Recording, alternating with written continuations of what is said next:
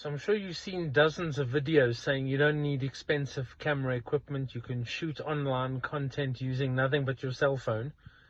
And yes, if you're outdoors in bright light, good conditions, you can, and that's fine. But I'm going to show you what happens when you try and do that with an ordinary cell phone the moment it starts getting dark. So I'm at a garage, at least a bit of ambient light. I've got the cabin lights on. But now we're going to shoot one of those famous scenes. You're driving somewhere on the way to a birding venue or whatever, and you want to talk about where you're going, and it's early morning, late at night, it's dark, and you have a light issue. So I'm now going to show you what happens. So I'm now out on the road. I've got the cabin lights in the car on to give me as much ambient light as we can, and that's what I've got. I think you'll agree the phone, and I'm using an iPhone, so not a cheap phone. It's battling to focus.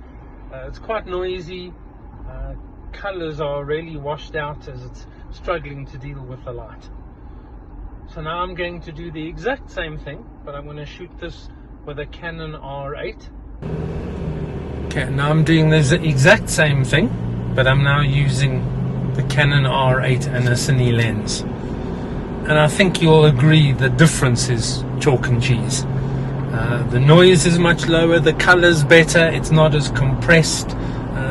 Obviously, being a cine lens, focus isn't an issue. And I think you'll agree you just can't compare the two. So I'm back on my iPhone, and I think you're going to have to agree. Is an iPhone capable for shooting social media content in good, well-lit conditions? Yes, it is. Is the iPhone ever going to replace a serious camera? I think you can agree with me, no, it's not.